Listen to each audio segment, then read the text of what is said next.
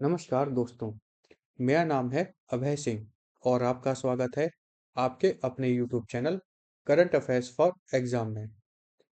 दोस्तों, अब हम डिस्कस करने वाले हैं उत्तर प्रदेश के कुछ रीसेंट कैबिनेट रिफॉर्म्स के बारे में। ये reforms direct governance, industrial development, infrastructure और इन्वेस्टमेंट फ्रेंडली एनवायरनमेंट से रिलेटेड हैं। यूपीएससी एस्पिरेंट के लिए इम्पोर्टेंट है क्योंकि जीएस पेपर 2 जिसमें कि गवर्नेंस और पॉलिसी रिफॉर्म आते हैं और जीएस पेपर 3 जिसमें कि economy, industrial policy, ease of doing business, internal security infrastructure, इसके हिसाब से यह एक स्ट्रॉन्ग एग्जाम्पल सेट करते हैं।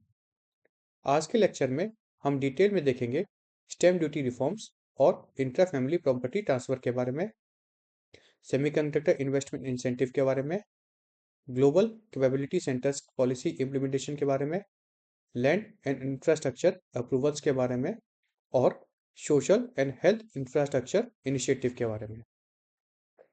और हम समझेंगे क्यों ये रिफॉर्म प्रेजेंट कॉन्टेक्स्ट में इंपॉर्टेंट हैं। उत्तर प्रदेश कैबिनेट ने एक मेजर रिफॉर्म अप्रूवल किया है जो फैमिली के बीच प्रॉपर्टी ट्रांसफर को इजी बनाता है।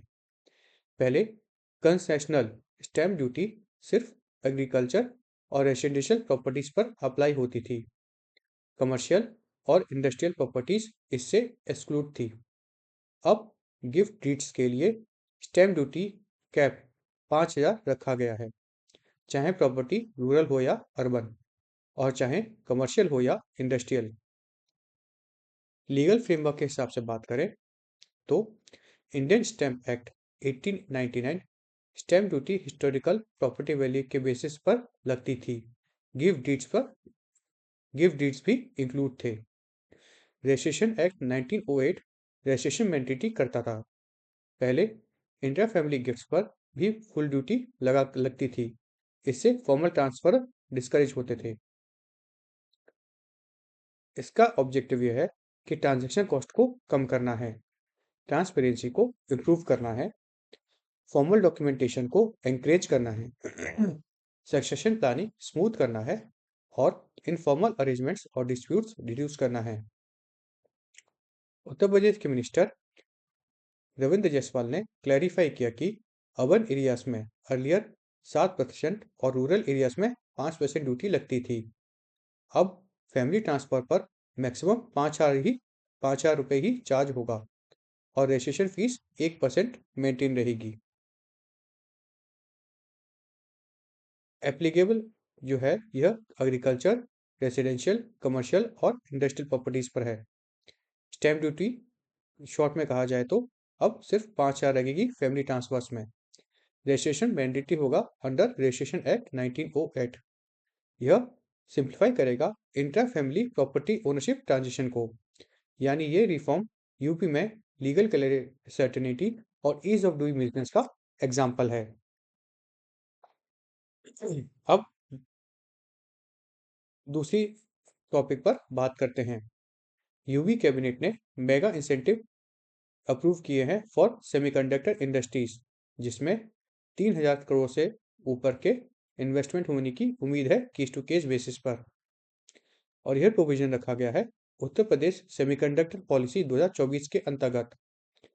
इसमें इंसेंटिव्स जो प्रोवाइड किए जाएंगे वह किस रूप में प्रोवाइड किए जाएंगे, तो वो प्रोवाइड किए जाएंगे इंटरेस्ट सब्सिडी के रूप में, एम्प्लॉयमेंट कॉस्ट रीअम्बर्समेंट के रूप में, net SGST exemption for the year के रूप में, 100% EPF reimbursement for UP domicile के रूप में जो कि 2,000 रुपये पर मंथ तक जा सकता है, और पावर टैरिफ रिलीफ दिया जाएगा 2 रुपये प्रति यूनिट फॉर 10 साल।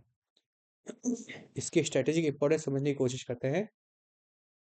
सेमीकंडक्टर मैन्युफैक्चरिंग रैपिडली एक्सपेंड हो रही है ग्लोबली, यूएस, यूरोप, जापान और ताइवान में, और भारत में भी इसका अच्छा एक फेज वाइज इम्प्लीमेंटेशन देखने को मिला है। यूपी अब इस सब में अपने को पोजीशन करना चाहता है as a semiconductor hub. Exam relevance से बात करें तो यह topic GS paper 3 economy, industrial policy और इन्वेस्टमेंट प्रमोशन के हिसाब से इंपॉर्टेंट है। एक और अपडेट के बारे में बात करते हैं।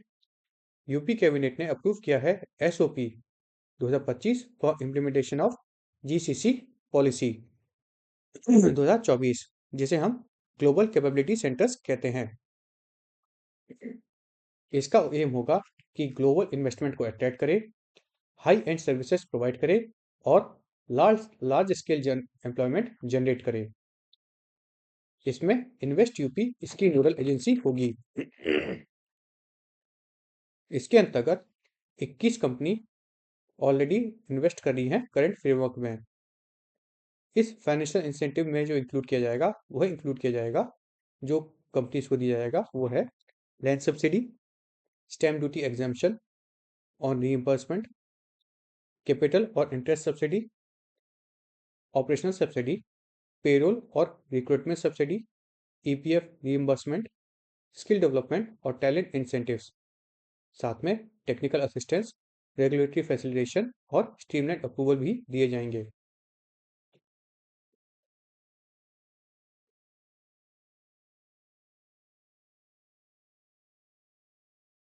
फ्रेंड्स, आज का सेशन यही समाप्त होता है।